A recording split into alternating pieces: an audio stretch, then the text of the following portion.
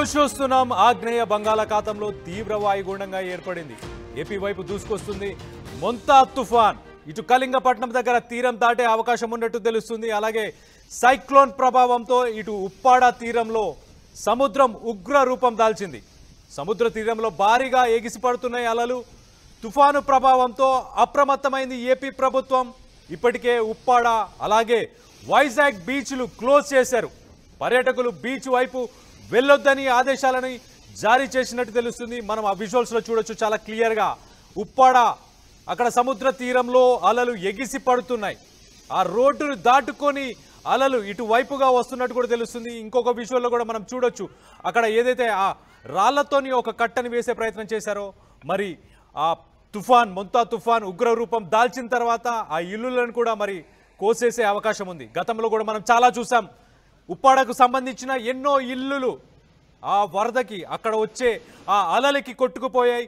మరి మరిన్ని ఇల్లులు కొట్టుకుపోయే అవకాశం ఉందా? ప్రస్తుతానికి అధికారులు ఎలాంటి చర్యలు చేపట్టారు, ఎలాంటి హెచ్చరికలు జారీ చేస్తున్నారు అన్న దానిపై ఒక్కసారి మా ప్రతినిధి ప్రకాష్ ఉన్నారు కాకినాడ నుంచి. ప్రకాష్తో మాట్లాడి తెలుసుకునే ప్రయత్నం చేద్దాం. ప్రకాష్, చెప్పండి, కాకినాడలో ఎలాంటి పరిస్థితులు నెలకొన్నాయి? గతంలో మనం చూసాం ఉప్పాడకు సంబంధించిన ఎన్నో ఇల్లులు ఆ సముద్రానికి ఆ కోతకి కొట్టుకుపోయాయి. మరి ఈసారి రాబోయే సైక్లోన్ ముంతాతోని ఎలాంటి ఎఫెక్ట్ ఉండబోతుంది?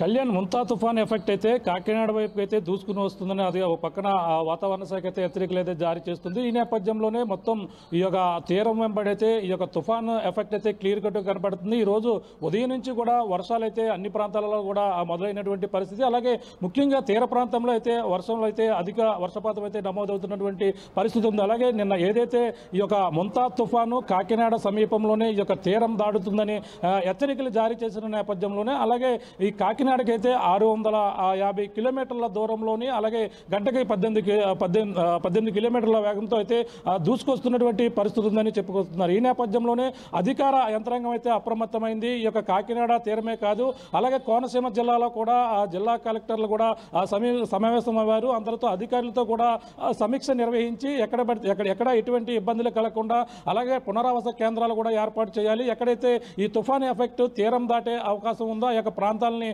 గుర్తించి అక్కడ ఉన్నటువంటి మత్స్యకారులు కావచ్చు జనాలను కూడా ఏదైతే సురక్షిత ప్రాంతాలకి తరలించాలని కూడా అధికారులు అయితే హెచ్చరిక జారీ చేశారు. ముఖ్యంగా కాకినాడ ఉన్నటువంటి ఉప్పాడ సముద్ర తీరం అయితే నిన్న నుంచి కూడా అల్లకల్లోలంగా ఉంది. ఈ రోజు ఉదయం మరింత తీవ్ర రూపం అయితే దాల్చినటువంటి పరిస్థితి ఉంది. ఒక పక్కన వాతావరణ శాఖ అయితే ఉప్పాడ వద్దే ఒక ఉప్పెనెల తీరం దాటే సమయంలో కెరటాలు అయితే ఎగిసి పడతాయని క్లియర్గా విశాఖ వాతావరణ శాఖ హెచ్చరిక అయితే జారీ చేసింది. ఆ విధంగానే ఉప్పాడ వద్ద అయితే ప్రస్తుతం అక్కడ వాతావరణం అంతా కూడా మారింది. ఉప్పాడ వద్ద ఉన్నటువంటి రాకాసి అలలు ఇప్పటికే ఎగసి పడుతున్న నేపథ్యంలో కాకినాడ ఉప్పాడ వెళ్ళేటువంటి బీచ్ రోడ్ అయితే పూర్తిగా నిన్న సాయంత్రం నుంచి కూడా క్లోజ్ చేసినటువంటి పరిస్థితి ఉంది. ఎందుకంటే అక్కడ అటుగా మనం చూసాం ఇటీవల అలల ఉధృతికి కెరటాల తాకిడికి అయితే రోడ్డు పూర్తిగా ధ్వంసమైంది. కానీ జరిగినటువంటి పరిణామంతో అలాగే ఏపీ ఉప ముఖ్యమంత్రి పవన్ కళ్యాణ్ గారి ఆదేశాలతో అయితే అక్కడంతా కూడా భారీగా యొక్క రాళ్లను పెద్ద బండరాళ్లను తెచ్చి జియో ట్యూబ్గా అమర్చి ఆ యొక్క కెరటాలు రోడ్డుపైకి రాకుండా ప్రస్తుతం ఈ తుఫానుకి అయితే అక్కడైతే రక్షణ చర్యలు చేపట్టినప్పటికీ ఈ తుఫాను తీరం దాటే సమయంలో ఎటువంటి పరిస్థితులు ఉంటాయని ముందస్తుగా అయితే అక్కడ ఏదైతే మొత్తం కాకినాడ జిల్లా వ్యాప్తంగా 269 పునరావాస కేంద్రాలు అయితే ఏర్పాటు చేశామని అలాగే ఇప్పుడైతే ఈ యొక్క అంశాలు ఎక్కడెక్కడ ఎటువంటి చర్యలు చేపట్టాలి, కాకినాడలో పక్కన ఏలేరు ప్రాజెక్టు నుంచి అయితే వరద నీరు భారీగా వచ్చే అవకాశం ఉందని ఒక పక్కన అధికారులు అయితే దానిపై కూడా అప్రమత్తమయ్యారు. పక్కన తుఫానుతో పాటు పక్కన ఏలేరు వరద నీరు కూడా ముంచెత్తే అవకాశం ఉండడంతోనే అధికారులు అయితే అప్రమత్తమయ్యారు. కాకినాడ జిల్లా కలెక్టర్ సాన్మోహన్ అధికారులతో సమీక్ష సమావేశం నిర్వహించడం కాకుండా ప్రస్తుతం అయితే కాకినాడ జిల్లా ఇన్ఛార్జ్ మంత్రి ఎవరైతే ఉన్నారో నారాయణ ఆధ్వర్యంలో అలాగే రాజ్యసభ సభ్యులు సానా సతీష్ గారి ఆధ్వర్యంలో అయితే ప్రస్తుతం ఇప్పుడు సమీక్ష నిర్వహించారు. అలాగే ఎమ్మెల్యేలతో పాటు అలాగే కొంతమంది అధికారులు కూడా పాల్గొన్నారు. ఎక్కడెక్కడ ఎటువంటి ఎఫెక్ట్ తీసుకున్నాం, ఎటువంటి చర్యలు చేపడుతున్నాం అంతా కూడా నారాయణతో పాటు రాజ్యసభ సభ్యులు సానా సతీష్ మొత్తం అంతా కూడా సమీక్షించి మొత్తం వివరాలు అయితే తెలుసుకుంటారు. ప్రస్తుతం ఇప్పుడైతే ఆ సమావేశం అయితే జరుగుతుంది.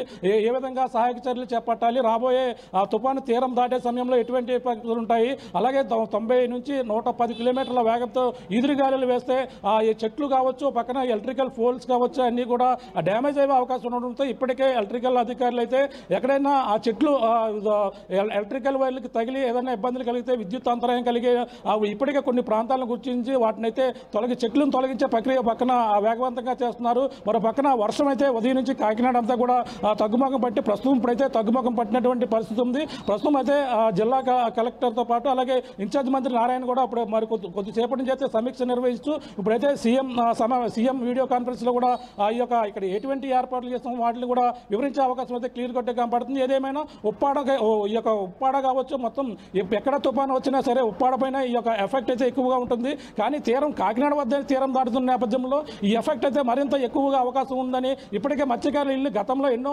మత్స్యకారుల ఇల్లు అయితే కోల్పోయారు. ప్రస్తుతం వచ్చినటువంటి తుఫానుకు అయితే మత్స్యకార తీర ప్రాంతంలో ఉన్నటువంటి అందరినీ కూడా సురక్షిత ప్రాంతానికి వెళ్లాలంటూ కూడా ఆదేశాలు ఇచ్చారు. జిల్లా ఎస్పీ బింది మాధవ్ కూడా ఉప్పాడ తీరంలో పర్యటించి వాళ్ళందరినీ కూడా సురక్షిత ప్రాంతాలకు వెళ్లాలని కూడా ఆదేశించినటువంటి పరిస్థితి.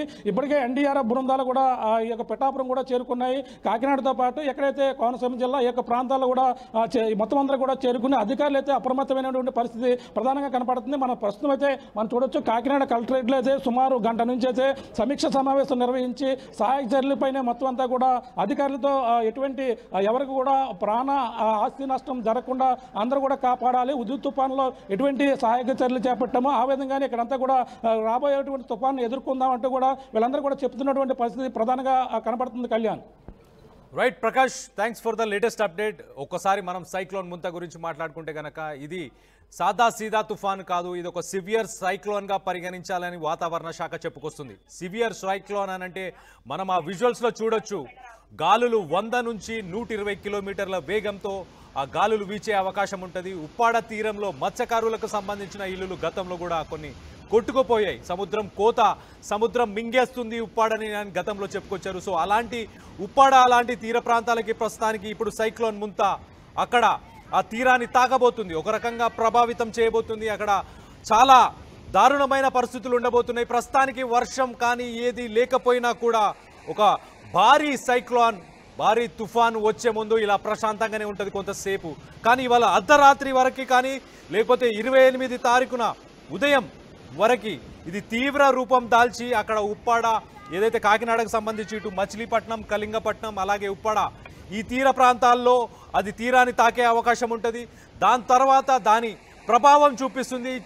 చాలా చెట్లు కూడా నేల కొరిగే అవకాశం ఉంది. అలాగే దాంతోపాటు ఏవైతే టెంపరీగా షెడ్స్ కానీ అలాగే రేకులతో కట్టిన ఏవైతే భవనాలు ఇవన్నీ ఉంటాయో అవన్నీ కూడా విరిగిపడే అవకాశం కూడా ఉంది. సో దీనికి సంబంధించి ప్రస్తుతానికి కాకినాడ కలెక్టర్ ఆఫీస్లో దీనికి సంబంధించి సమీక్షా భేటీ నడుస్తున్నట్టు తెలుస్తుంది. అలాగే కొన్ని ఎక్కడైతే చెట్లు కానీ కరెంటు ఎలక్ట్రికల్ పోల్స్ కానీ విరిగిపడే అవకాశం ఉందో వాటన్నిటిని కూడా తొలగించినట్టు తెలుస్తుంది. అలాగే కాకినాడ ఉప్పాడకి కనెక్ట్ అయ్యే బీచ్ రోడ్ ఏదైతే ఉందో ఆ బీచ్ రోడ్ని నిన్న సాయంత్రం నుంచే క్లోజ్ చేశారు అన్నట్టు కూడా తెలుస్తుంది. ప్రతిసారి మనం గతంలో కూడా చూసాం, ఈ బీచ్ రోడ్ ఏదైతే ఉప్పాడకు సంబంధించిన బీచ్ రోడ్ ఉందో ఉప్పాడకు వెళ్ళడానికి కాకినాడ నుంచి ఏదైతే కనెక్టివిటీ ఉందో ఆ కనెక్టివిటీ రోడ్ అంతా కూడా జలమయమయ్యే అవకాశం ఉంది. ఒక్కసారి ఆ విజువల్స్లో చూద్దాం ఉగ్ర రూపం ఎలా ఉండబోతుంది అనేది.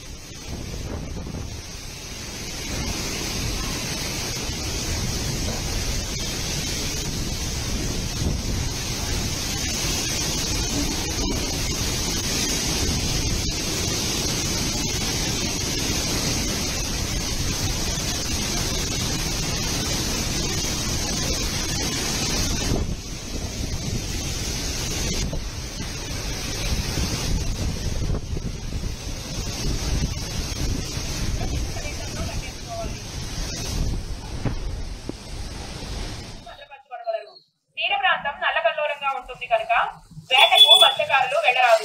ప్రజా సంక్షేమం నిమిత్తం ప్రభుత్వం వారు జారీ చేసిన సూచనలను పాటించవలసిందిగా కోరడమైనది. ఇట్లు గ్రామ ప్రజలకు గ్రామ పంచాయతీ వారి విజ్ఞప్తి. మందా తుఫాను ప్రభావం ఈ నెల 26, 27, 28, 29 తేదీలలో తీవ్రంగా కలదు. వాతావరణ శాఖ వారి హెచ్చరికల నేపథ్యంలో మన ఆంధ్రప్రదేశ్ విశాఖపట్నం నుండి తిరుపతి వరకు కలదు. కనుక మన ఆంధ్రప్రదేశ్ కు రెడ్ అలర్ట్ ప్రకటించిన నేపథ్యంలో వివిధ జిల్లాలలో భారీ నుంచి అతి భారీ వర్షాలు కురుస్తాయి. గంటకు 70 నుంచి 100 కిలోమీటర్ల వేగంతో బలమైన గాలులు వీచే అవకాశం కలదు. కావున లోతట్టు ప్రాంత లంక ప్రజలు అప్రమత్తంగా ఉండాలి. గోదావరిలోకి గాని ఇతర కాలువలలోకి గాని దిగరాదు. పశువులు మరియు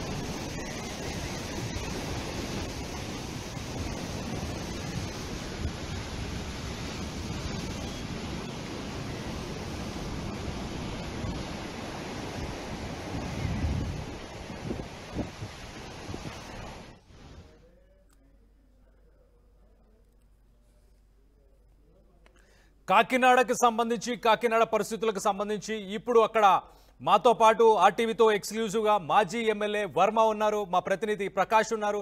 ఒక్కసారి వాళ్ళు ఏం మాట్లాడుతున్నారు. వర్మ, ఈ మత్స్యకారులకు సంబంధించి గతంలో కూడా చాలా హెల్ప్ చేశారు మాకు అని చెప్పి మత్స్యకారులు కూడా చెప్పుకొచ్చారు. ఉప్పాడకు సంబంధించి మరి ఈసారి మత్స్యకారులని వాళ్ళందరినీ మరి షిఫ్ట్ చేశారా, అలా అక్కడ ఎలాంటి చర్యలు తీసుకోబోతున్నారు అన్న దానిపై ఒక్కసారి వినే ప్రయత్నం చేద్దాం.